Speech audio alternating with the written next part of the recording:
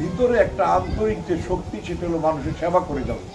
লাভ loss কী হবে জানি না, তা আল্লাহ তাআলা সব কিছুরই তো আল্লাহর কাছে সব কিছুর হিসাব আছে। আল্লাহ তাআলা আমাদেরকে অনেক সুযোগ সুবিধা দিয়েছে, অনেক দিয়েছে, সামর্থ্য দিয়েছে, যেই সুযোগ দিয়ে আমরা এই কাজগুলো এগিয়ে নিচ্ছি। এবং একটার পর একটা নতুন প্রকল্প এখানে আসতেছে, সেবার প্রকল্প আসতেছে।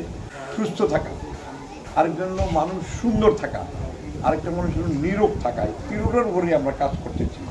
খাদ্যের উপরেও কাজ করতেছি, পথ্যের উপরেও কাজ করতেছি। এবং হাত বাড়াইলে মায়ের পাকঘর, এই পাকঘর সোনারগাঁ হোটেলের চেয়েও ভালো খাবার তৈরি হয়। সুস্থ থাকার জন্য, সুন্দর থাকার জন্য মায়ের পাকঘর, বোনের পাকঘর, হাত বাড়াইলে পাওয়া যায়, পা বাড়াইলে পাওয়া যায়, একটু কাছে আগায় গেলেই পাওয়া যায়। এরকম নিজের বাড়ির একটা আম, একটা লিচু, একটা কাঁঠাল আমাদের যেন মন্তর জুড়ায় যায়। বাজারের আম কাঁঠাল সেরকমভাবে আমাদের মন জুড়ায় না।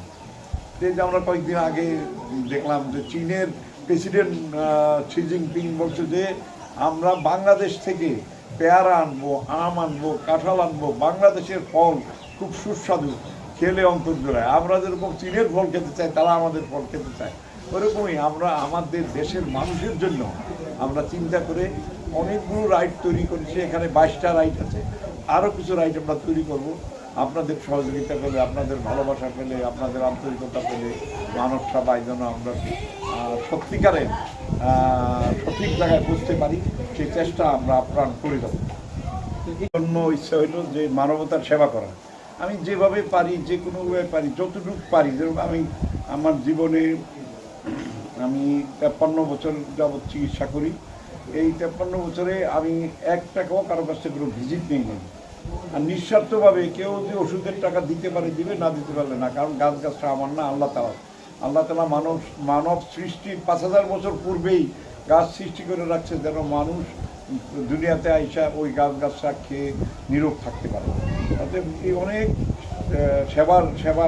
সেবার দিকে তাকাইয়া আমি এই জিনিসগুলো করেছি। কারণ বিনোদন হলে একজন মানুষের অনেক রোগ সেরে যায়।